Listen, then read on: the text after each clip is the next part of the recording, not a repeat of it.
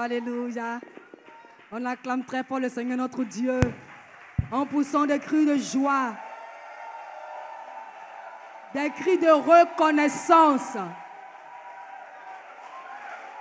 des cris de joie en l'honneur du seul vrai Dieu. C'est lui le Dieu véritable. En dehors de lui, il n'y a point d'autre Dieu. Aucun Dieu en dehors de lui n'a créé les cieux et la terre. Aucun Dieu en dehors de Jésus-Christ n'a créé l'homme. Aucun Dieu n'a créé les végétaux. Aucun Dieu n'a créé les grandes et les petites eaux. Aucun Dieu n'a créé les végétaux et les animaux. Aucun Dieu n'est créateur. C'est vrai qu'ils sont adorés, mais ils sont l'œuvre des mains de ceux qui les adorent. Alors que nous, Dieu nous a créés pour qu'on puisse l'adorer. Par contre, c'est eux qui ont créé le Dieu pour pouvoir l'adorer. Vous voyez, non? Tout ça, c'est la bénédiction. Hein? Alléluia. Et si Jésus nous a bénis, personne ne peut nous maudire. Personne, nous disons bien personne. Parce que bien souvent, notre pensée naturelle, notre pensée humaine est beaucoup plus focalisée sur ce qu'on sait. On peut s'asseoir, pas de problème.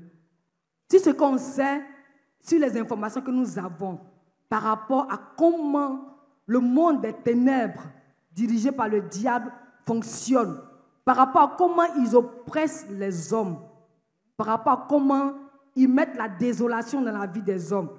C'est ça qu'on a appris dès qu'on est né. Donc c'est ça qui nous impressionne, c'est ça qui nous captive.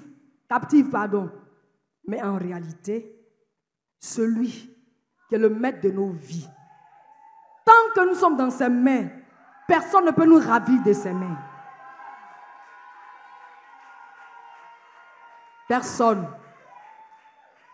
Aussi longtemps que nous serons conscients que Jésus-Christ est le maître des cieux et de la terre, il est le Dieu invincible, le Dieu redoutable, le Dieu devant qui tous les dieux tombent. On a le témoignage de Dagon. Dagon, c'est le Dieu des Sidoniens, c'est ça, non? Non. Asdoniens. Dagon est le Dieu des Asdoniens. Et quand on a envoyé l'arche de l'Éternel dans la maison de Dagon, en temps normal, c'est lui qui est le maître de cette maison-là. Il en est le propriétaire, légalement. Donc on peut dire que l'arche de l'Éternel venait pour squatter. Mais qu'est-ce qui s'est passé?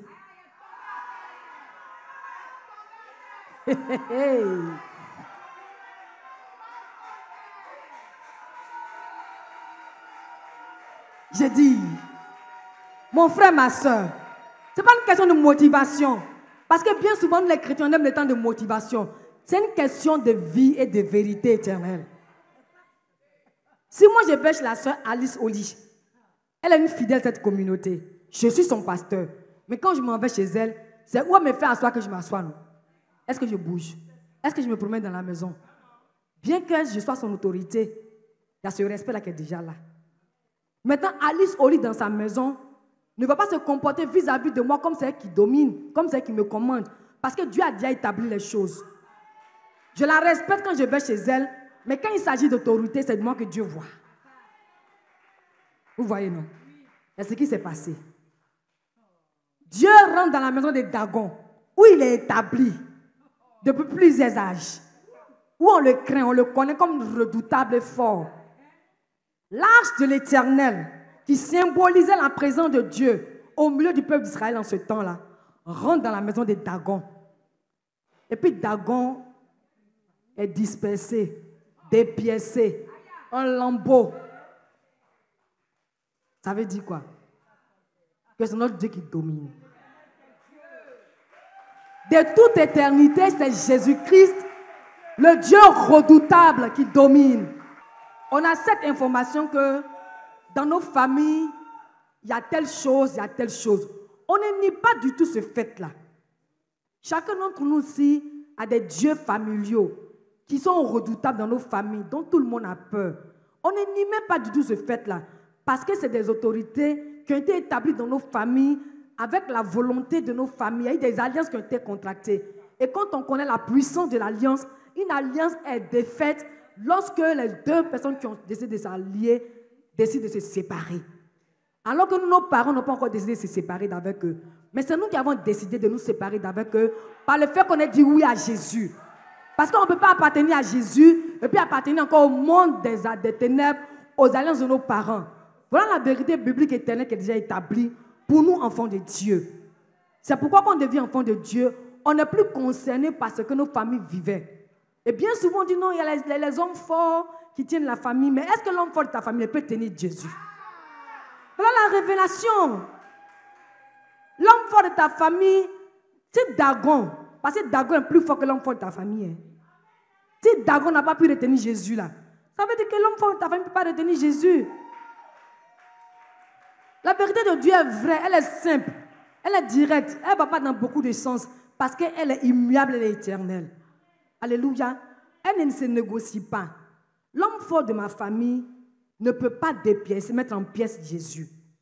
Par conséquent, quand Jésus est entré dans ma vie, c'est l'homme fort de ma famille qui a été mis en pièces. C'est la vérité de Dieu qui est là. Parce que souvent, nous sommes beaucoup plus focalisés sur le fait qu'il y a des hommes forts dans nos familles. Donc, le poids de la malédiction qui a été prononcée il y a des années, des millénaires d'années, des centaines d'années, dans nos familles, par exemple, on n'enfante pas, par exemple, on ne se marie pas, par exemple, on ne travaille pas, par exemple, quand tu atteins un certain niveau, voilà ce qui se passe. Ces informations nous tiennent beaucoup plus que la vérité de Jésus. Bien-aimé, c'est un secret. Entre Jésus, qui est vrai, qui dit la vérité, et puis l'information que tu viens trouver sur la terre, là, fais le choix. Choisis Jésus. Quand on est né, on n'a pas vu Jésus, on n'a pas connu Jésus. Quand on est né, on a vu nos parents, on a connu nos parents. Mais Jésus est plus vrai que nos parents. Et la révélation encore, pourquoi Jésus est plus vrai que nos parents, c'est Jésus qui nous a fait passer dans le ventre de nos parents, dans la vie de nos parents pour qu'on vienne au monde. Donc celui qui crée, et puis celui qui s'occupe de la créature, qui on doit craindre?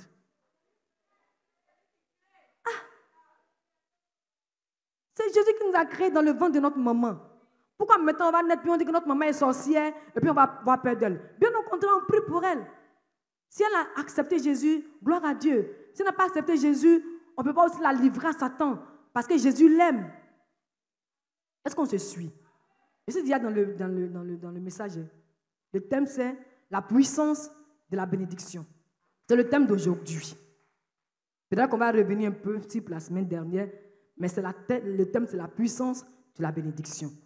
C'est pourquoi on a dit que si l'Éternel t'a béni, personne ne peut te maudire. C'est une vérité éternelle. Elle est immuable. Il n'y a pas quelqu'un qui peut renverser ça, quoi. C'est souvent dans nous nos pensées qui font que on pense que comme notre parent nous a maudit et puis on est chrétien, ça va agir. Ça ne peut pas agir. Ça va agir quand tu es focalisé là-dessus. Parce que sachant qu'il y a deux fois, il y a la foi qui appelle et qui réalise la négation, et puis il y a la foi qui appelle, qui soutient la parole éternelle de Dieu.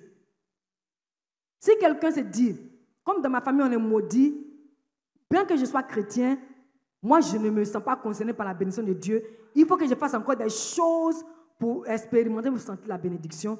C'est là que ça t'atteint. C'est là que tu rentres dans ce piège. Vous savez, mes bien-aimés, la parole de Dieu est la vérité. C'est elle qui a franchi de toutes les hérésies, de tous les mensonges, de tout ce qu'on peut imaginer et qui pour finir deviennent des vérités pour nous. C'est Dieu qui délivre de cela. C'est pourquoi il dit dans Jean 8, le verset 32, vous connaîtrez la vérité et la vérité vous rendra libre. Alléluia. Parce qu'on est chrétien, mais on n'est pas libre parce qu'on tient encore compte des informations que nos familles nous ont données. Que dans notre famille, on ne mange pas silure parce que c'est celui qui nous a créés. Est-ce que c'est écrit dans la Bible que c'est celui qui nous a créés? Mais maintenant, pourquoi toi, tu t'alignes dans ce qu'ils disent? C'est en nous alignant dans ce qu'ils disent là qui fait que ça porte effet, ça effet sur nous. Tout ce à quoi on ouvre nos cœurs là, absolument ça se réalise. C'est pourquoi notre Dieu nous encourage à lui ouvrir notre cœur. Ce n'est pas en vain, ce n'est pas fortuit que Dieu encourage ses enfants à lui ouvrir le cœur. Vous voyez, non? Même si quelqu'un n'a pas encore dit oui à Jésus, qu'il est dans cette assemblée, qu'on lui parle de sa vie au nom du Seigneur Jésus. S'il accepte, il a ouvert son cœur, il passe du royaume des ténèbres tout de suite, en un clin d'œil, au royaume des lumières de Jésus-Christ. Vous voyez, non? Donc si Dieu m'a béni, moi je suis béni. Moi je suis béni. Si Dieu m'a béni là, l'homme fort de ma famille là, sa malédiction là, ce n'est plus mon partage. C'est fini. Parce que moi j'ai décidé d'entrer dans la maison de Dieu, de Jésus, dans son royaume. Son royaume de lumière, de libération, de liberté. Donc je n'ai plus de part avec eux. Alléluia. Je donne un exemple rapidement.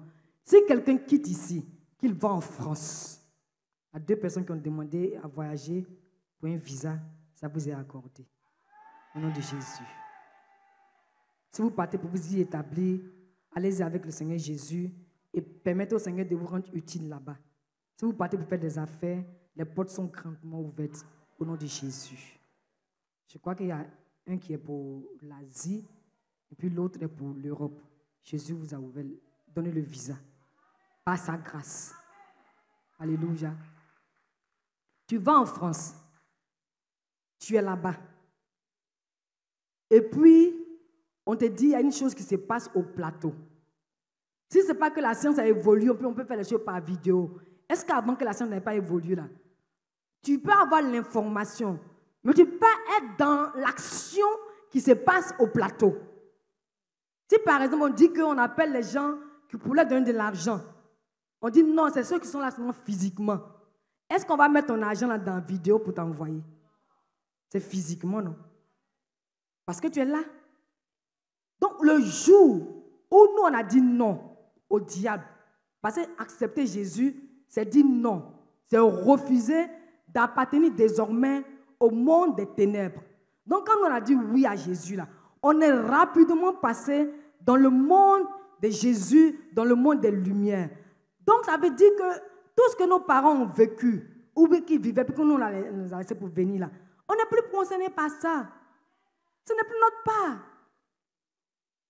Laissons la vérité de notre Dieu nous éclairer. C'est des choses que notre pasteur le Révérend Ebo Caroline disait depuis 96-97. Par la grâce de Dieu, c'est maintenant que moi, par la grâce de Dieu, j'ai commencé à comprendre, à voir cela. En son temps, quand elle le disait, c'était la vérité éternelle de Dieu. Mais c'était difficile parce que j'étais plus consciente de ce que ma famille avait comme problème, jour familiaux et héréditaire, par rapport à la libération que Jésus m'a accordée par son pouvoir, le jour où je lui ai dit oui. Il y avait cette difficulté-là. Mais maintenant, je n'ai plus cette difficulté. Ce n'est pas parce que je suis une Soukou. Soukou originaire de Gagnoa, de village, Serio et Nyatroa. Vous voyez tout ce qui se passe là-bas. Là. Moi, je ne suis plus concernée par ça. Vous savez pourquoi? J'appartiens maintenant au royaume de Jésus. Quand j'étais avec eux, parce qu'il y a 2 mondes, il y a 2 tendances. Hein. Il n'y a pas 3 tendances. Il y a le royaume des ténèbres qui est piloté par le diable, le royaume des lumières qui est piloté par Jésus. Depuis le jour où j'ai dit oui à Jésus, je suis toujours de l'ethnie, toujours du village. Mais toutes les alliances qui ont été faites, par lesquelles le diable maintenait captifs mes parents, mes aïeuls, mes ascendants, là, je ne suis plus dans ça. Parce que je n'appartiens pas à 2 royaumes. Je n'appartiens pas à 2 réalités. Je n'appartiens pas à 2 vies. Quand je n'étais pas encore chrétienne, les choses qui se passaient dans la maison de Dieu ne me touchaient pas. Est-ce que c'est vrai ou bien c'est faux? C'est vrai que Dieu protège tous ses enfants. Mais quand tu as expérimenté la plénitude, et je le dis bien souvent ce mot-là, expérimenter la quintessence de la vie en Christ, c'est seul les personnes qui ont dit oui à Jésus qui l'expérimentent. La parole de Dieu dit que Dieu ne fait exception de personne. Non. Dieu n'a pas maudit ceux qui n'ont pas encore Christ pour dire non, vous vivez sous le poids de la malédiction. Non. Mais c'est le choix qu'ils ont fait de ne pas décider d'accepter Jésus qui les fait subir bien souvent des difficultés qui sont tendance de malédiction. Vous voyez, non? C'est comme dimanche dernier, je le disais, tout le monde est béni. Rose et chrétien, tout le monde est béni. Mais la différence là, comme eux, ils ne savent pas que Dieu les a bénis depuis le jardin d'Éden, dans Genèse 1, le verset 28, ça fait qu'ils sont encore en train de se débrouiller, en train de se débattre pour chercher la bénédiction. Nous sommes chrétiens. Par la parole de Dieu, on a l'information. Et quand on a accepté l'information, ça nous donne la lumière, la révélation. Donc nous, on est dans une position où on est d'accord avec ce que Dieu a dit de nous. Nous sommes bénis. Et c'est Jésus qui est la source de notre bénédiction. C'est en lui que notre bénédiction est. C'est en lui qu'elle se manifeste. C'est par lui qu'elle se manifeste. C'est en lui qu'on l'attire. Par conséquent, c'est pas que Dieu nous dit d'avoir les bras croisés. Mais comme sa bénédiction, notre bénédiction, pardon, est en lui, tout ce que nous faisons, sa faveur nous accompagne pour qu'on puisse jouir de notre bénédiction qu'il nous a donnée depuis le jardin d'Éden. La bénédiction nous a été donnée depuis le jardin d'Éden. Dieu n'a fait exception de personne parce qu'il a créé l'homme, toute l'humanité, à partir de Adam et de Ève. Vous voyez, non? Mais maintenant, celui qui est en Christ, celui qui a accepté le témoignage de Jésus en ce qui concerne la bénédiction, c'est lui qui peut expérimenter la plénitude de la bénédiction. C'est lui qui peut expérimenter la profondeur de la bénédiction. Je peux même dire que c'est lui qui peut expérimenter la véracité de la bénédiction. Alléluia. Parce que bien souvent, quand on parle de bénédiction, il y a cet amalgame qu'on fait, cette confusion qu'on fait. La bénédiction, là, c'est pas être dans l'opulence. On va voir la définition tout à l'heure. C'est pas ça. Quelqu'un peut être dans l'opulence et puis il n'est pas béni. Qu'est-ce qui prouve qu'il n'est pas béni? Parce que lui-même, il s'est débrouillé pour avoir ce que de façon extérieure, de façon physique, donne au regard extérieur, au regard physique, de le voir comme quelqu'un qui est nanti, qui est élevé, quelqu'un qui domine parce qu'il possède des biens. Non. La bénédiction, c'est depuis le jardin d'Éden, la part que Dieu a donnée à l'humanité, pour que l'humanité soumise à lui, l'humanité fondée en lui, l'humanité confiée en lui, l'humanité identifiant que c'est lui qui est la source de notre bénédiction, puisse bénéficier de tout ce que Dieu a déjà mis à notre disposition pour que nous puissions en jouir. Alléluia. Un cœur d'enfant de Dieu a la possibilité, a le devoir, le droit d'identifier que la bénédiction, c'est parce que Dieu Jésus-Christ est sa part. C'est pas les biens qui font ta bénédiction. C'est parce que la source de la bénédiction est en toi. Il est pour toi, il est avec toi. Il est ta part. Tous ceux qui n'ont pas Jésus, ils ont des voitures, ils ont tout ce qu'ils veulent. Mais ça n'existe même pas dans les pensées que ça vient de Dieu. Même quelqu'un peut prononcer pour dire, ah, c'est Dieu qui m'a donné. Mais à l'intérieur de lui-même, non seulement il sait qu'il a passé par beaucoup de coups, par beaucoup de tout pour avoir ça.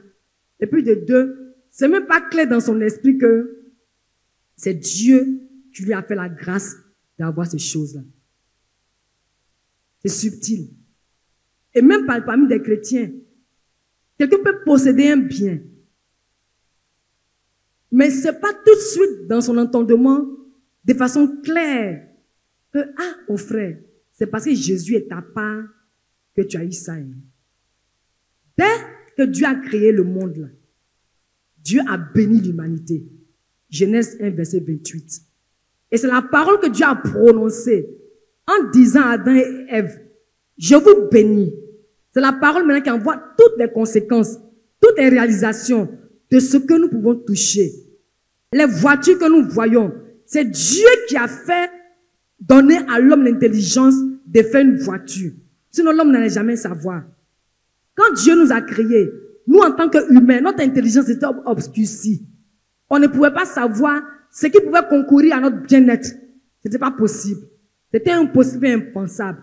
La preuve, tellement Adam et puis Ève n'ont pas pu identifier dès le départ que c'est Jésus qui était leur bénédiction, qu'ils ont vendu leur bénédiction à qui?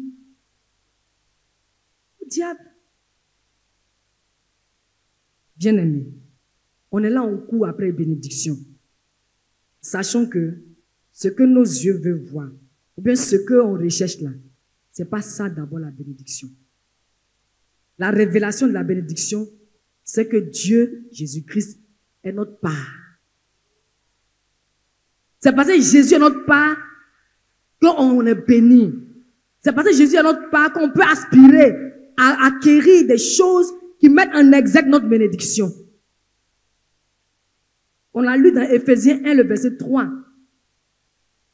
Il n'y a rien, un être humain ne peut pas inventer la bénédiction.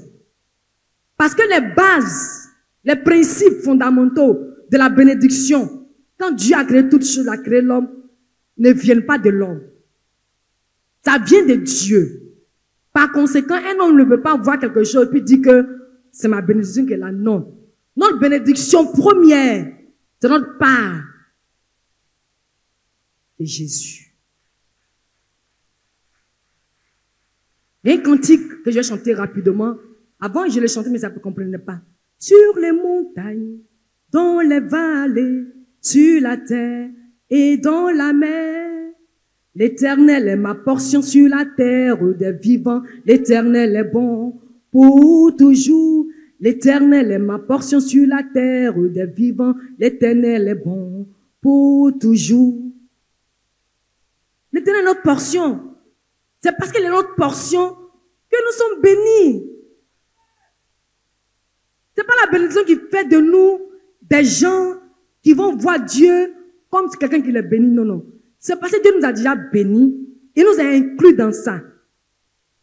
Il nous a instauré, il a mis ça dans notre entendement, dans notre esprit.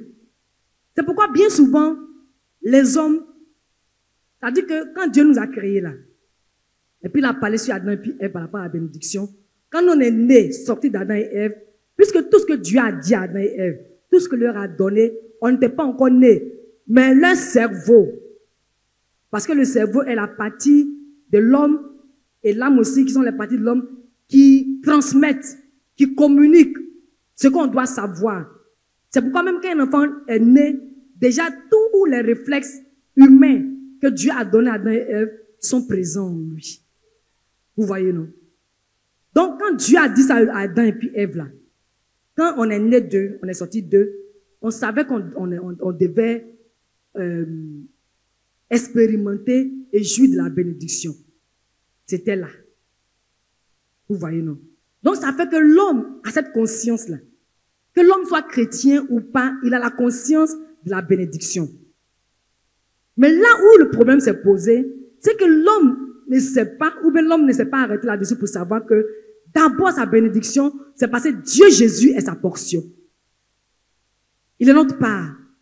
C'est là que les difficultés sont présentées. C'est pourquoi on a inventé, dans notre entendement, qu'on soit chrétien ou pas, ce que ça veut dire la bénédiction. Souvent, on pense que c'est l'opulence. Vous voyez, non? On va donner la définition tout à l'heure. Souvent, on pense que c'est l'aisance. Non. La bénédiction, c'est accepter, de reconnaître que Jésus-Christ, la source de la bénédiction, est notre part. Il est notre portion. Parce que c'est en lui que la bénédiction est. C'est lui qui nous a informés là-dessus. Pour dire, vous voyez, tout ce qui se passe là, les choses dures, où on dit c'est malédiction là, vous n'êtes plus concernés. Et pourquoi Dieu a béni l'homme? Dieu a béni l'homme parce que de la bouche de Dieu, il n'y a pas la malédiction. Même dans Deutéronome, Dieu a dit à l'homme, quand tu fais le bien, tu expérimentes la bénédiction. Mais quand tu fais le mal, tu vas expérimenter la malédiction. Ça veut dire que Dieu nous a créés, pas sous un joug, sous un poids de malédiction. Mais c'est nos choix. C'est notre décision, notre façon de vivre qui nous fait changer de trajectoire. Vous conviendrez avec moi, si on te met quelque chose qui va te faire du bien, Et puis on t'encourage à le choisir. Que tu choisis ce qui est mauvais ou bien qui est mal, tu en payes les conséquences. Dieu ne maudit pas, hein? Et Dieu n'a jamais maudit. Alléluia. S'il devait nous maudire, il n'allait pas nous créer. Et quand, si on était maudit, quand il nous a créés, il n'allait pas nous dire que je vous bénis. Parce que dans l'aspect de Dieu, là, tout est bénédiction. Tout est bien. Il n'y a pas de malédiction. Parce que la malédiction, c'est ce qui vient du mal, du malheur. Vous voyez, non? Donc, dans la vie de l'homme, quand l'homme a marché, est né sur la terre, il a vu qu'on a besoin d'un certain bien-être, une certaine aisance. On a besoin d'être dans l'opulence. Donc, ça fait que l'homme, maintenant, dans son entendement, a créé les dispositions pour que la bénédiction pour lui soit d'abord extérieure. La bénédiction n'est pas extérieure, elle est spirituelle.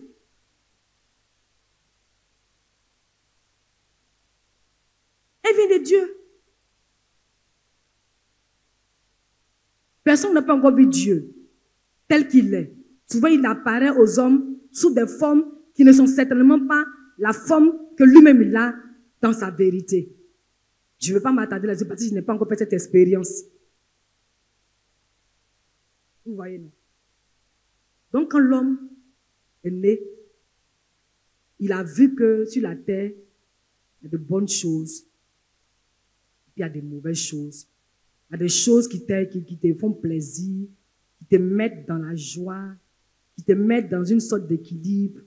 Parce que tu dis oui, ça là c'est mon bien, ma voiture, ma femme, mes enfants. Quand je les regarde, je dis oui, je suis arrivé quelque part. Je dis oui, j'ai réussi ma vie. Je dis oui, je suis quelqu'un dans ma nation, quelqu'un dans mon pays. Non, c'est pas de ça qu'il s'agit. Même ceux qui sont élevés au rang le plus élevé parmi nous là. Si ce n'est pas Jésus qui les parle, ce n'est pas ce que Jésus veut là que ça donne. Jésus ne partage pas sa gloire. C'est pourquoi Dieu encourage tous ceux qu'il a créés à se tourner vers lui. Parce que quand on se tourne vers Jésus, on expérimente véritablement la vérité et la plénitude de ce qu'il a fait pour nous, ce qu'il a dit qu'il nous a donné. Alléluia. Sinon, quand on connaît parce qu'on connaît son modèle, parce qu'on connaît ce qu'il a dit, parce qu'on a les informations de ce qu'il a dit, nous-mêmes maintenant on commence à créer des choses qui nous donnent l'impression qu'on est béni. Ce n'est pas de ça qu'il s'agit d'abord. Le bien-être ne veut pas dire que, je ne veux pas dire que Jésus ne veut pas qu'on recherche le bien-être, mais le bien-être ne veut pas dire que tu jouis dans la bénédiction de Jésus. Tu jouis plus de la bénédiction de Jésus. Parce qu'on a dit que notre bénédiction, c'est parce que Jésus-Christ, qui est la source de la bénédiction, est notre part. Et si Jésus, qui est la source de la bénédiction, est notre part, pourquoi allons-nous souffrir et manquer de quoi que ce soit? Il n'y a pas de raison. Éphésiens 1, verset 3. On a déjà tout. Nous ne sommes pas dans une course à la possession, bien, je ne sais pas si on peut le dire, de la possession. Non. Nous vivons sur la base de la vérité de Dieu, qui a déjà dit que nous sommes bénis. Et maintenant que nous sommes bénis là, les preuves de notre bénédiction, c'est toujours en nous fiant à lui. C'est toujours en nous confiant en lui que nous les expérimentons, que nous les touchons.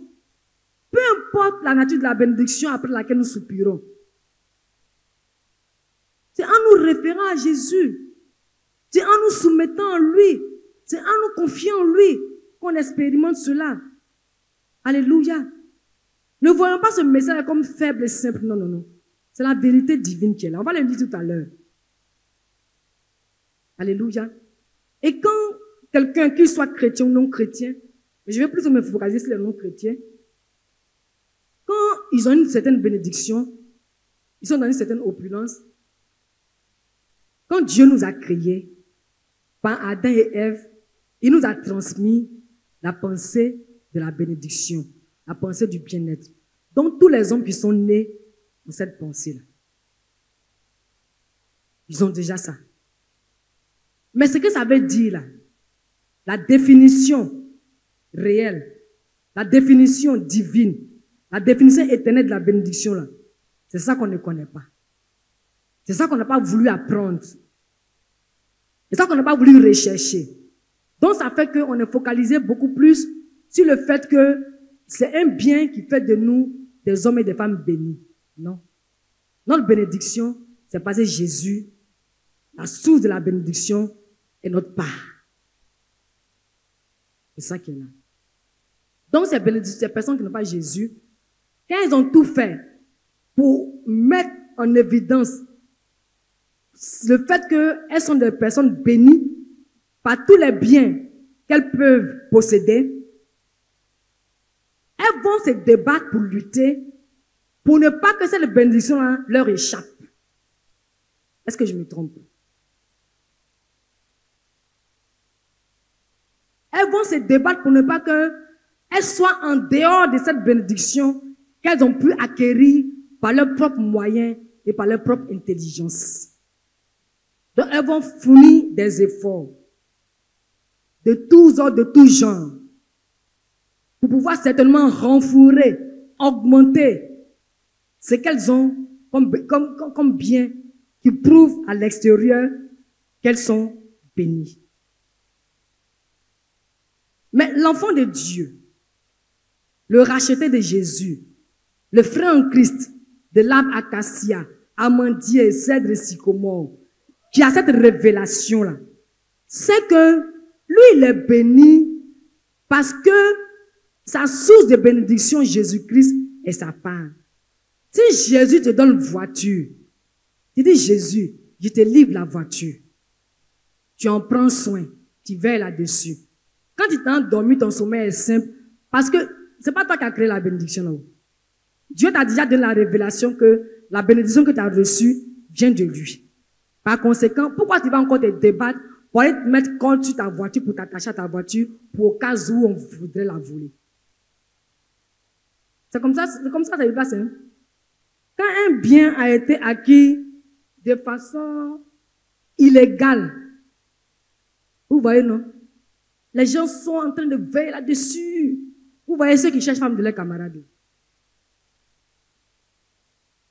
Si quelqu'un est dans cette situation, pour laisser, c'est pas bon. C'est pas ta femme. Tu es pressé. Là, c'est pas pour toi. Mais quand tu marches, tu regardes par derrière. Donc, celui qui n'est pas sûr de la provenance de sa bénédiction, parce qu'en général, la plupart, je ne dis pas tous, mais bon nombre d'entre les personnes qui sont dans l'opulence là, c'est l'argent mal acquis. Tellement c'est mal acquis, ils ne savent pas quoi faire avec, ils gaspillent. On passait dans Sylvain, un homme béni. Dieu lui donnait un marché de 100 millions. Pasteur reçoit.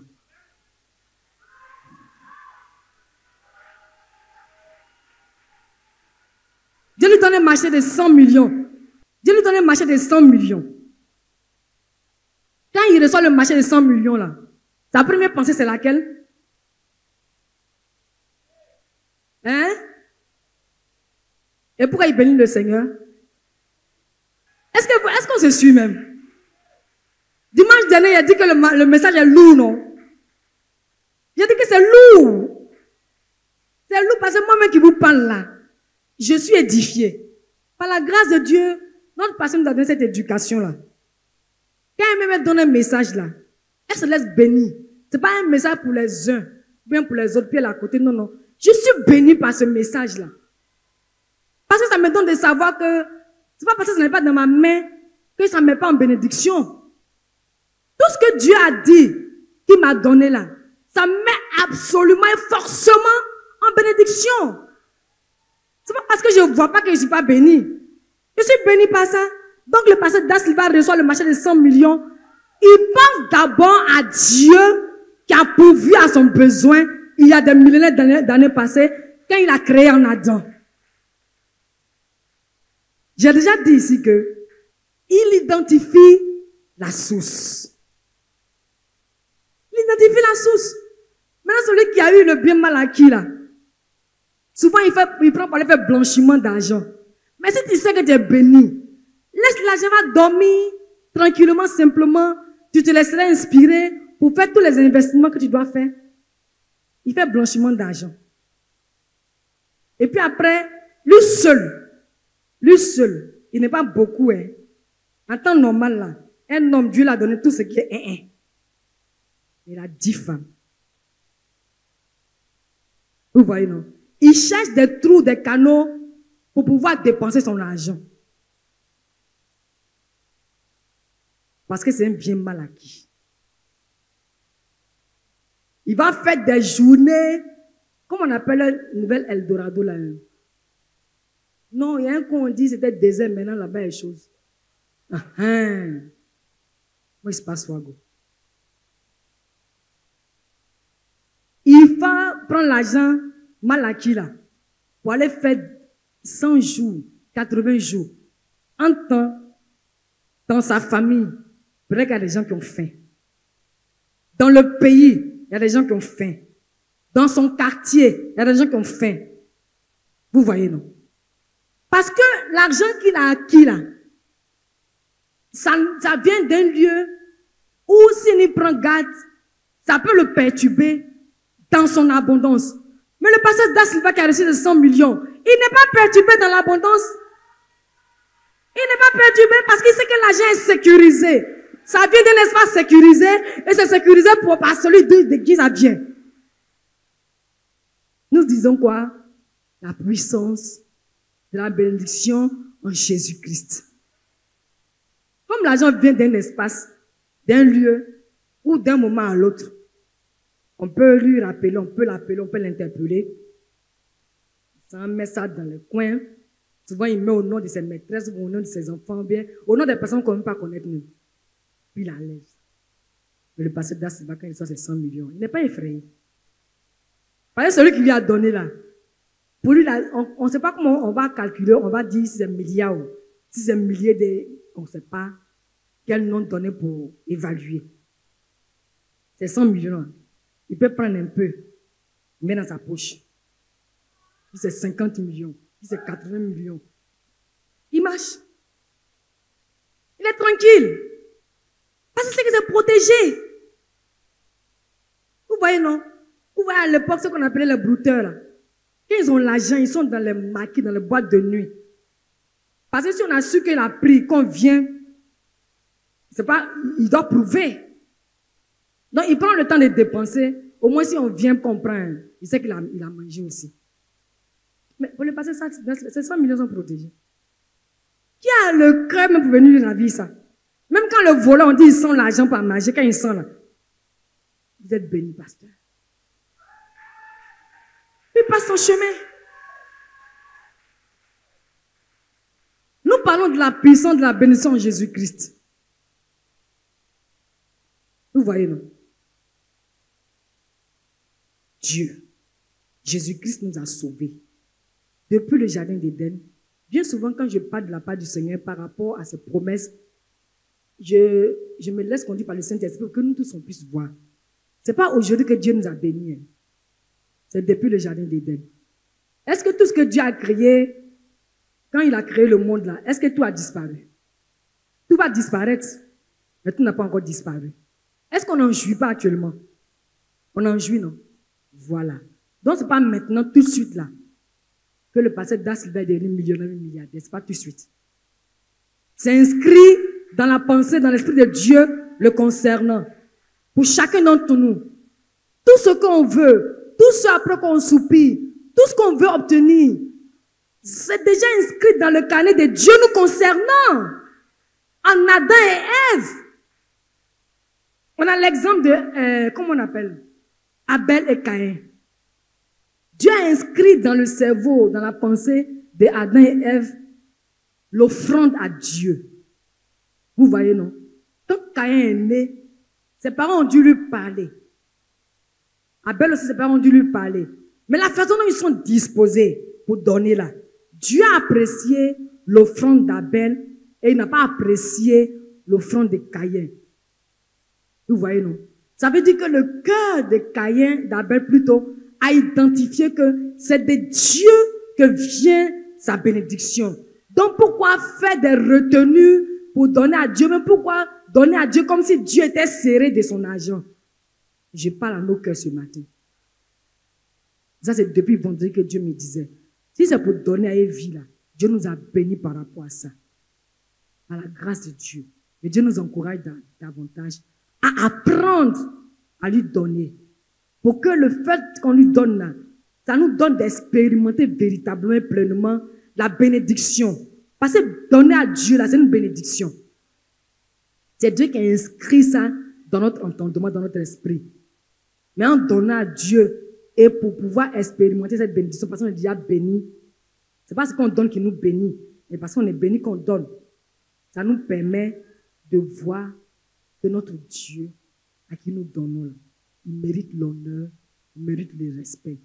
Là, on donne en permettant au Seigneur de nous fortifier, de nous mettre dans une dynamique, dans un élan qui nous donne d'aller de l'avant et qui nous empêche de régresser. Et ça nous aide à ne plus murmurer ou à ne pas murmurer. Et ça nous aide aussi à identifier, à apprécier que le Dieu à qui on donne là, il a tout.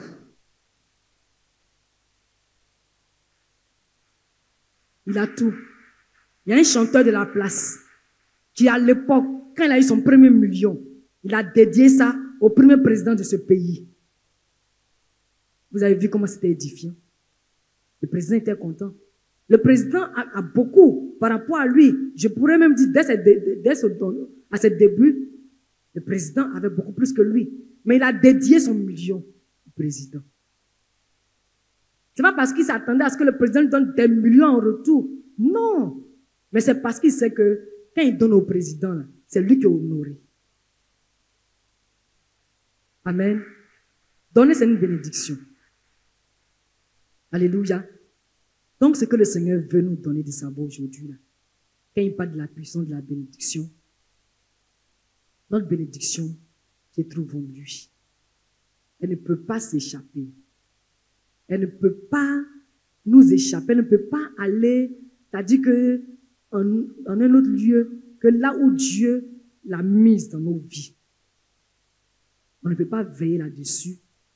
On doit respecter ça. Parce que tout ce qui vient de Dieu, là, il n'y a pas un prix qu'on peut payer. Ça coûte cher. Tout ce qu'on dit, non, venez, prenez gratuitement là. C'est parce que ça coûte cher. Il n'y a pas un être humain sur la terre là, qui peut débourser de l'argent pour acquérir ça. Tout ce qui est gratuit, tout ce qui est dans la maison de Dieu qui est gratuit là, respectons cela. Parce que ça coûte cher.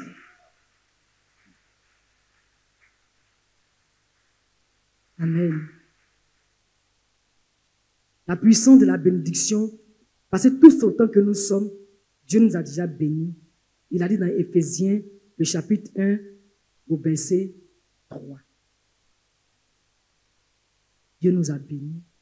Donc si quelqu'un nous dit que il nous a maudits, dites-lui que ce n'est plus la vérité. Peut-être avant. Mais maintenant, c'est plus ça. Pourquoi? Parce que vous avez changé de camp. Vous avez changé de maison.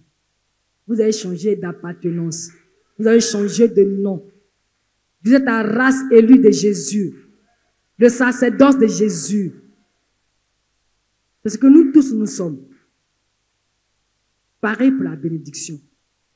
Si quelqu'un dit que vous a maudit, là, même si quelqu'un prononce une parole pour dire, il ne sait pas moi, même si c'est ta maman, tu ne la maudis pas. Hein? Et puis ici, on ne fait pas retour à l'envoyeur. Retour à l'envoyeur, là. Est-ce que toi, tu connais les principes qui sous-tendent la malédiction? Et puis tu fais retour à l'envoyeur. Quand tu fais retour à l'envoyeur, ça retourne contre toi, tu fais comment? Si quelqu'un te maudit, il faut le bénir. La Bible dit, bénissez ceux qui vous maudissent. Si quelqu'un t'a maudit, que tu le bénis, c'est ça qui efface la malédiction.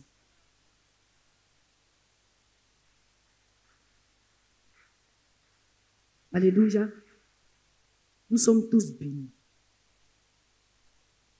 Il n'y a pas de discussion. D'après vous-même, quelqu'un ne peut pas discuter. Les Ivoiriens aiment les Français simples et légers. Vous voyez, non? Il n'y a même pas de problème. Ce n'est pas ce qu'on voit physiquement qui est la preuve de notre bénédiction. Notre bénédiction, c'est ce que Dieu a prononcé sur nous depuis le jardin d'Éden, qui nous est en partage. Alléluia. C'est pourquoi on ne se focalise pas sur ce qu'on a ou ce qu'on n'a pas. On a cité l'opulence, l'aisance. On va donner la définition, vous allez voir. Ce que Dieu a fait de nous, là. Ce n'est pas qu'on a beaucoup, mais quand on en a, qu'on proclame qu'on est béni, non. On est béni parce que de la bouche de Dieu sort la vérité. C'est de lui seul sa bouche que la vérité sort. En lui, il n'y a point d'ombre de variation. En Jésus-Christ, il n'y a point de mensonge.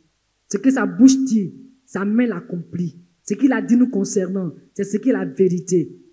Une vérité éternelle. Nous sommes bénis. Alléluia. Ce message vient pour ramener nos cœurs à Jésus. Parce que souvent, nos yeux d'homme se fixent sur ce que nous voyons. Nos yeux voient souvent ce que les autres, qu'ils aient Jésus ou pas, possèdent. C'est ça qui fait que souvent, il y a cette confusion dans notre entendement, comme si on était maudit. Non. Ce n'est pas le bien qui fait de toi un béni. Ce n'est pas être béni que le bien vient chez toi. Et quand le bien n'est pas venu chez toi encore, c'est pas parce que tu es maudit, non. C'est parce que celui-même qui est la source de la bénédiction, là, il est en toi et il te met dans des positions, dans des dispositions pour que quand tu reçois, là, tu puisses apprécier sa grâce. Tu peux aller te débrouiller pour posséder, pour avoir. Mais ce n'est pas encore ça. Parce que tu n'as pas fait de Dieu la source de la bénédiction ta part. Aussi longtemps que notre conscience d'enfant de Dieu est éclairée là-dessus, accepte cela, c'est d'être touché par cela, que c'est parce que Jésus est notre part que nous sommes bénis, nous serons libres des soucis de ce monde, des inquiétudes, des plaintes, de tout ce que les difficultés de la terre veulent nous faire croire, de tout le message de mensonge que le diable peut envoyer pour dire, oh regarde, tu dis que tu es enfant de Dieu, mais regarde comment tu souffres. Moi je ne souffre plus. Oh. Regarde comment tu n'as pas ci, tu n'as pas ça. Oui, je ne vois pas, mais Dieu m'a dit. Entre Dieu et puis toi, moi je crois à Dieu, parce que Dieu dit la vérité. Toi tu ne dis pas la vérité. Voilà comment on doit se gérer. Ce n'est pas les grosses prières de « je te taille en pièces ». Non, non, non. Dagon a déjà été taillé en pièces par Jésus dans sa maison. Donc ça veut dire que celui qui domine, là, il ne parle pas trop. Il rappelle. Est-ce que Jésus avait l'information? Non. Satan aussi savait. Satan lui a dit fais ci, fais ça. Il a rappelé à Satan, oui c'est vrai, mais voilà ce qui est dit en vérité. Tu n'es pas marié? Oui, c'est pas marié. Mais Dieu a donné Adam, Ève, à Adam puis Ève dans le jardin, s'est marié. C'est comment je suis marié. Même si mon Jean-Pierre, mon Jean-Paul n'est pas encore arrivé, je suis marié. Ah, mais tu n'as pas encore d'enfant, tu es marié. Oui, c'est vrai, je n'ai pas encore d'enfant. Ce n'est pas injure, hein? Ce n'est pas malédiction. Mais mon Dieu a dit, il n'y a pas de femme stérile dans sa maison. Et puis depuis le jardin d'Éden, mon Dieu a dit à Adam puis Ève, soyez féconds. Et je suis féconde. J'ai des enfants. Vous voyez, le diable, il aime souvent quand on dessus le temps. Avec le diable, c'est un secret. Hein? C'est un secret que notre pasteur le réveil et Beau Caroline nous a montré. Avec le diable, quand tu dessus le temps, il pense que tu es son adversaire. On n'est pas son adversaire. Notre Dieu Jésus l'a déjà vaincu. Vous voyez comme sur le terrain des rings là, chacun veut prouver sa force. Vous voyez, non, donc Satan il aime ça. Quand il dit tu es maudit, non, je ne suis pas maudit. Je ne suis pas maudit. Tu es maudit, non, je suis béni. Qu'est-ce qu'il prouve? Éphésiens 1, verset 3.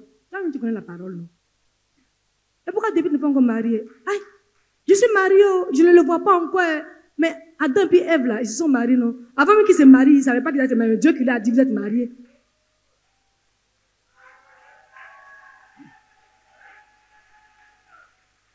Vous voyez, non? Je vous raconte une anecdote. Il y a longtemps, on va dire 20 ans peut-être passé, depuis Makori, notre pasteur n'était pas marié.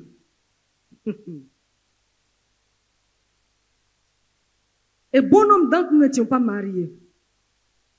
Vous saviez comment on nous appelait? L'église où il y a les femmes âgées qui ne sont pas mariées. Les gens prenaient pour se moquer. Les gens voyaient que par la vie du révérend Ebo Karoleli, il y a de puissantes œuvres que Dieu manifestait. Et puis elle n'est pas mariée.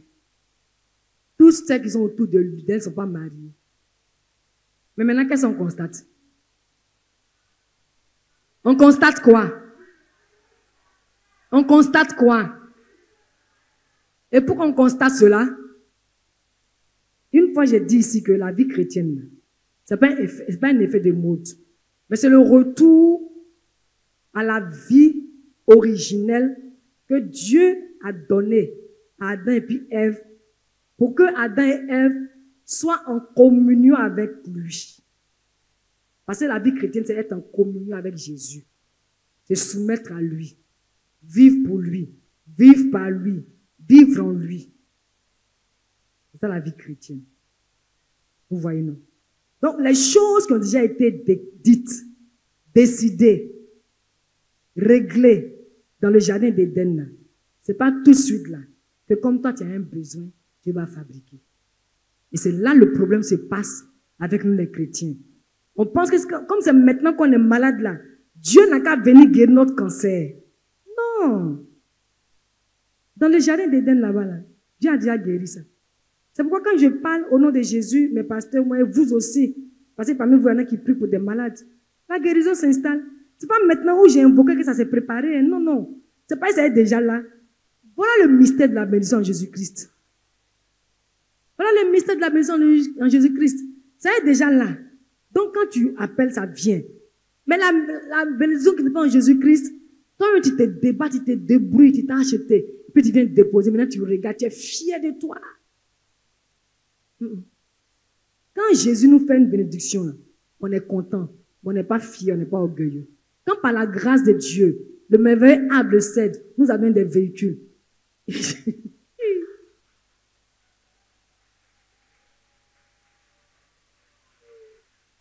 Vous savez pourquoi j'ai ri? On va dire il y a une ou 2 semaines que je me suis rendu compte que le véhicule m'appartenait effectivement.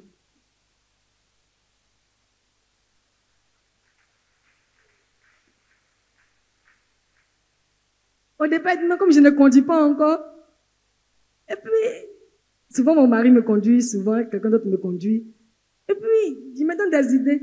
Mais après, le Seigneur a permis que je sache que c'est la disposition que lui a mise dans mon cœur pour apprécier le fait que ça vient de lui.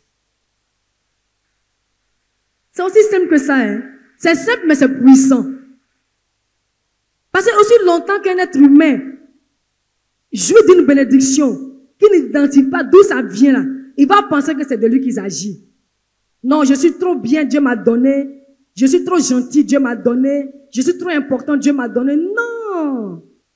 Tous autant que nous sommes importants devant Dieu. Si Dieu m'a donné une voiture, c'est parce qu'il a permis que ça me soit en bénédiction physique. Vous voyez, non? Quand Dieu te donne un enfant, c'est parce qu'il a permis que ça te soit en bénédiction physique. Sinon, l'enfant est déjà dans ton sein. Mariage est déjà dans ton sein. Aujourd'hui, que le voile tombe. Frottons nos visages pour que le voile tombe. Le voile n'a qu'à tomber, c'est bon. On va dans les communautés chrétiennes, souvent on voit les gens, ils font pitié, tu lui demandes, non, je suis malade, non, je ne suis pas encore mariée, non, je ne travaille pas. Mais pourquoi? On est bénis.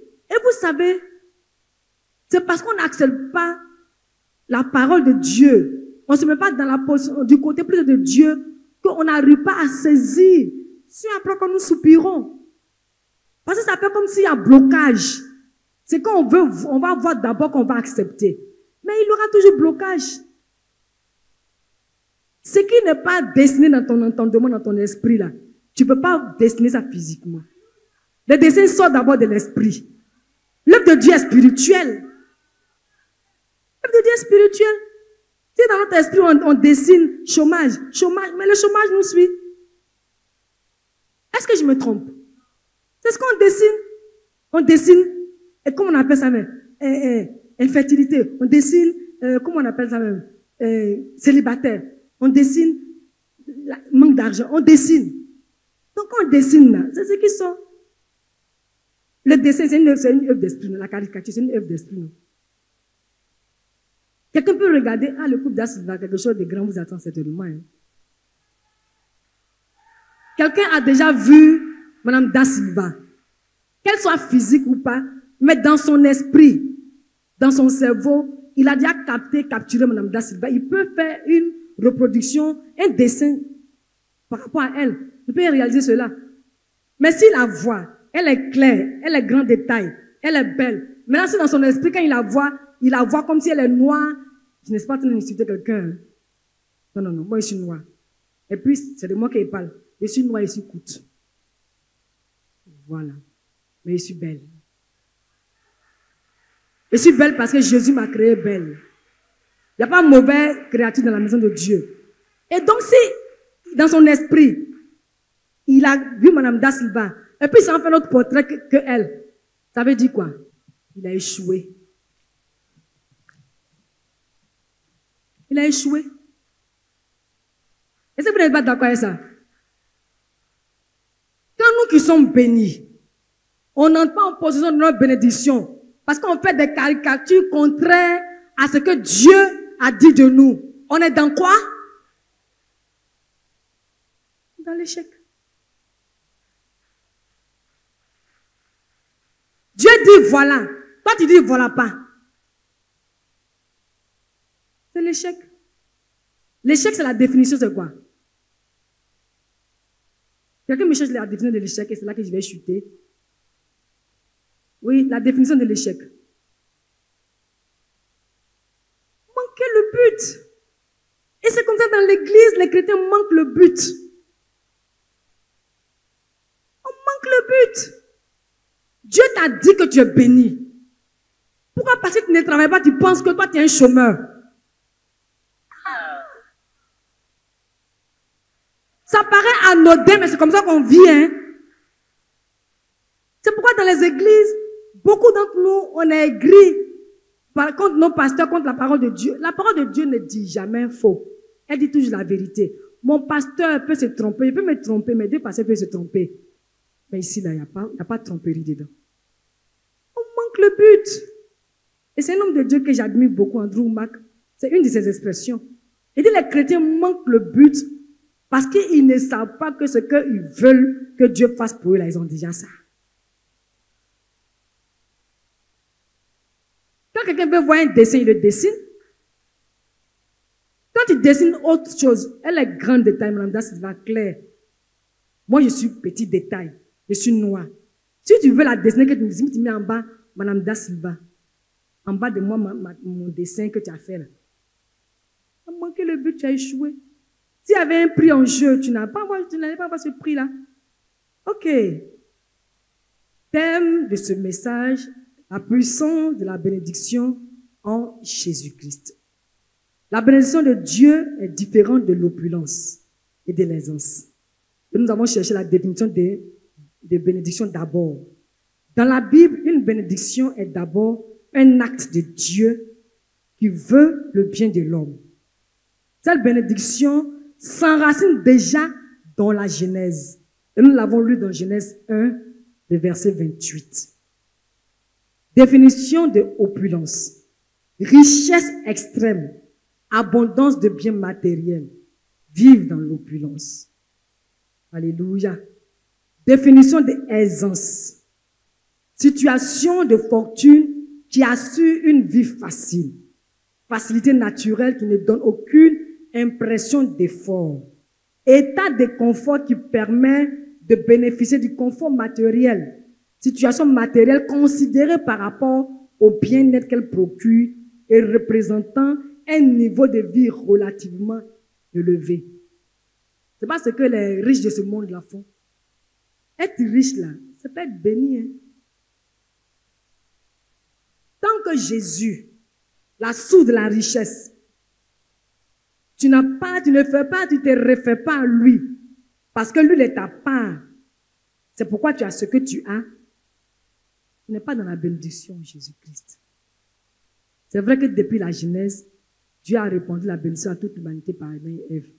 Mais ceux qui vont expérimenter la véritable bénédiction, la profondeur de la bénédiction, la plénitude de la bénédiction, c'est les personnes qui font référence à Dieu comme étant la source de la bénédiction et qui font de Dieu leur part. Parce que Dieu est la source de la bénédiction. Il est dans ma vie d'emblée, d'avance, je suis béni. Quitte à expérimenter, à toucher, comme nous le faisons sur tous les dimanches. Ici, il n'y a pas quelqu'un qui n'est pas béni. Tout le monde n'est pas marié. Mais il y en a qui sont déjà mariés.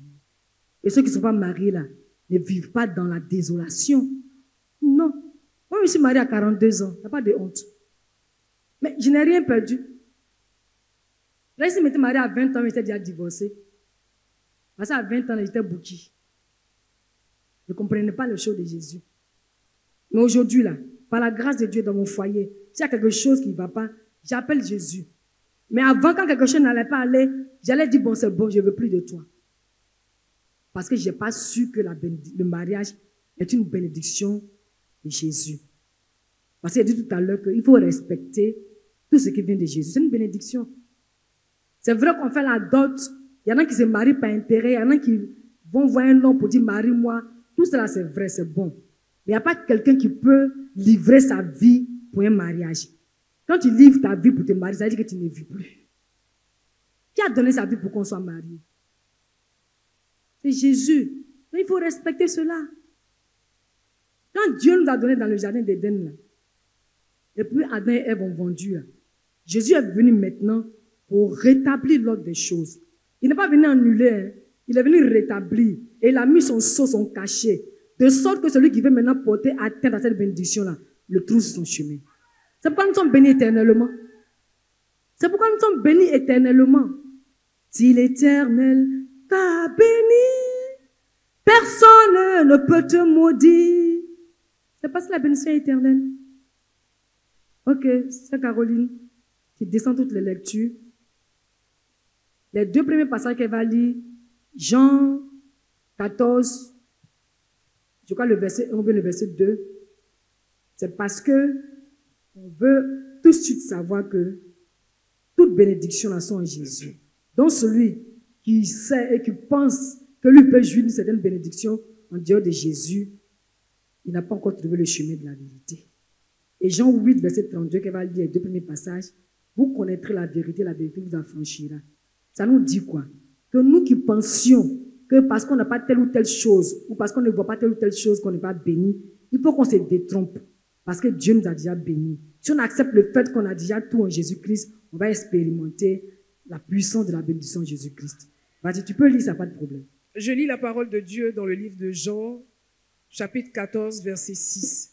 Jésus lui dit, « Je suis le chemin, la vérité et la vie. Nul ne vient au Père que par moi. » Jean 8, 32.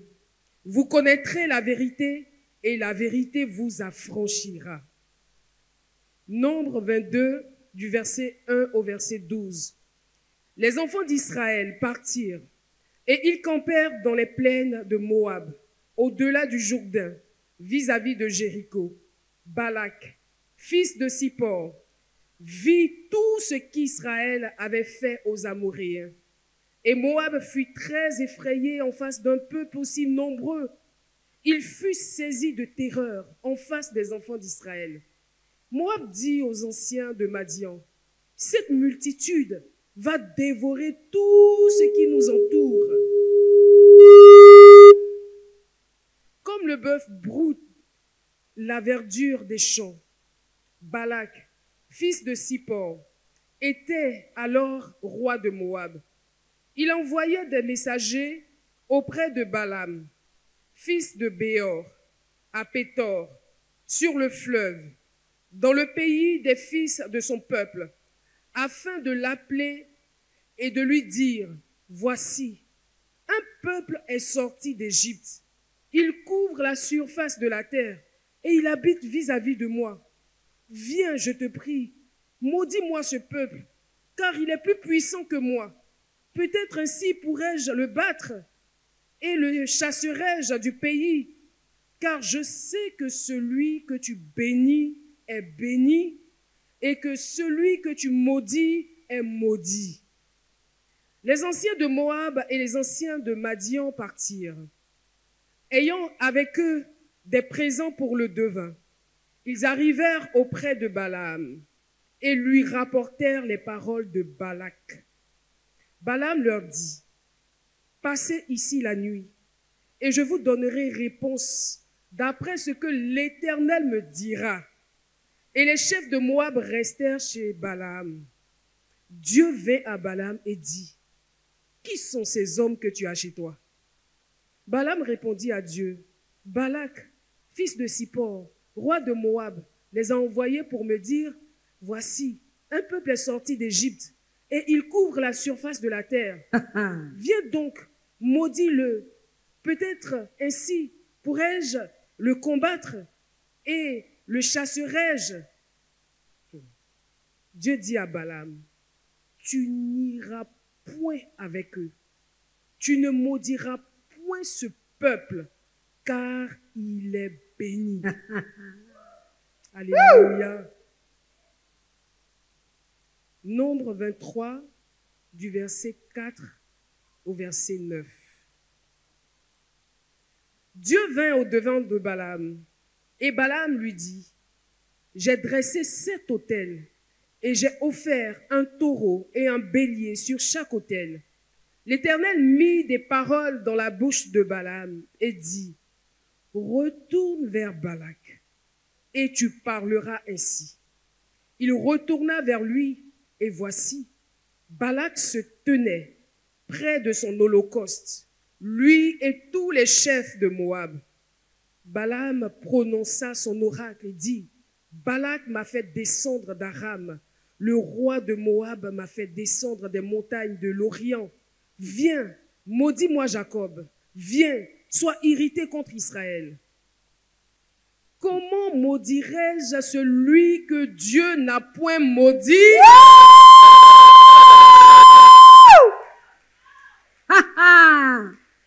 La puissance de la bénédiction Jésus-Christ. Comment maudirais-je celui que Dieu n'a pas maudit? Comment serais-je irrité quand l'Éternel n'est point irrité? Je le vois du sommet des rochers. Je le contemple du haut des collines. C'est un peuple qui a sa demeure à part et qui ne fait point partie des nations. Parole du Seigneur. On se tient debout. On acclame le Seigneur. Alléluia.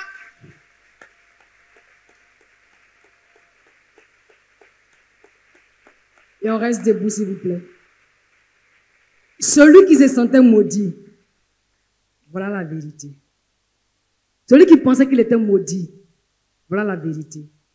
Le peuple d'Israël inspirait la crainte quand les autres peuples les voyaient là. Parce que Dieu est au milieu d'eux. Il marchait avec eux, devant, derrière, à gauche, à droite. Les peuples alentours là, ils ont vu. Peut-être même qu'Israël n'en était même pas conscient. Mais les autres qui étaient en dehors d'eux voient. Nous, on est là. Souvent, on se dit que comme on n'a pas si, on n'expérimente pas, on ne joue pas de la bénédiction. Celui qui est là-bas, celui qui n'a pas de Christ, lui, ses nuits sont agitées, il tombe. Tu vas le voir le matin, il va se cintrer, il va se plaquer. Mais la nuit, il n'a pas dormi. Mais toi, tu as dormi jusqu'à... Toi, tu as te réveillé pour dire que comme il est fringué, il est cintré, il est béni. Il faut dire, je ne suis plus comme ça. Ma pensée n'est plus dans ça. Voilà. Et Dieu dit à Balaam, Dieu dit à Balaam, tu n'iras point avec eux, tu ne maudiras point ce peuple, car il est béni. Pourquoi Dieu dit qu'Israël est béni? On peut s'asseoir. On a déjà fini. On est vers la fin. C'est parce que Dieu le partage. Voilà le mot que j'ai mis en exergue. Qui peut maudire Dieu? Dieu ne l'aime pas. Vous voyez, non? Parce que si il arrive à maudire Dieu, il va maudire Israël. Mais Dieu ne l'aime pas. Qui peut maudire Dieu? Et on va finir maintenant avec le dernier verset. Il doit rester dans notre tête, dans notre cœur, dans notre esprit. Proverbe 10, verset 22. Voilà. C'est la bénédiction de l'Éternel qui enrichit et il ne la fait suivre d'aucun chagrin. Voilà. Si je peux m'exprimer ainsi, voilà la base de cet enseignement-là. Vous voyez, non? C'est la bénédiction de l'Éternel qui enrichit. Il n'a fait suivre d'aucun chagrin. On a fait beaucoup, pas tout le tour, mais on a fait le tour quand même. On a fait la part des choses entre l'opulence et l'aisance que les hommes appellent la richesse et la bénédiction, est différente du fait que la bénédiction que Dieu donne, nous jouissons de la richesse parce que lui qui est la source de la bénédiction, il est notre part, il est notre portion. C'est pourquoi il est écrit que c'est la bénédiction de l'Éternel qui enrichit. Quand Dieu t'a donné là, il n'y a pas souffrance dedans, il n'y a pas gourmet dedans. Dieu t'a donné une voiture, tu n'as pas te réveiller chaque 30 minutes pour aller voir si elle est bien garée au garage. Parce qu'elle est en sécurité dans la main de Dieu. Et ça vient d'un lieu sûr. Ce n'est pas de façon illicite, ce n'est pas de façon illégale. Donc tu es sûr de ça. Donc toutes les bénédictions qui viennent de Dieu, là, on est sûr de ça. Ne nous débrouillons plus, ne nous cherchons plus. Ne prenons pas des raccourcis. Tu veux te marier, le Seigneur te donne de te marier. Il ne faut pas aller prendre quelqu'un, un digbé là-bas, qui ne sait rien des choses du Seigneur, et puis tu dis, bon, digbé, donne-toi à Jésus. Toi-même, tu fais faire la prière de conversion. Hé, pasteur Sigé, il y a un frère qui veut m'épouser. Il a fait même le courrier. Quand le courrier vient, Digbé, c'est un enfant de Dieu, mais qui n'a pas donné sa vie à Jésus. Mais tu as conditionné Digbé. Tu n'as pas donné l'occasion à Digbé d'ouvrir son cœur pour dire oui à Jésus par rapport à Jésus. Mais tu viens dire de dire oui à Jésus par rapport à toi. Et comme ce n'est pas toi qui est la base de la vie en Christ, ce n'est pas toi qui est la base du salut, le mariage va t'échapper. Voilà la bénédiction qui t'a échappé. Maintenant, comme Dieu est bon, quand ça vient comme ça que tu vois ça vient t'échapper, tu demandes pardon à Jésus, tu expliques à son serviteur, Pasteur Sigio, Pasteur Da Silva, on prie avec toi, pas pour te rejeter. Dieu ne rejette pas. Dieu n'a jamais dit comme tu as péché, c'est bien fait pour toi. Non, jamais. Mais il va t'apprendre à désormais avoir l'attitude qui sied pour que ta bénédiction soit protégée sous son abri. Parce que celui qui demeure sous l'abri du Très-Haut repose à l'ombre du Tout-Puissant. On se lève, on acclame le Seigneur. Merci Seigneur Jésus.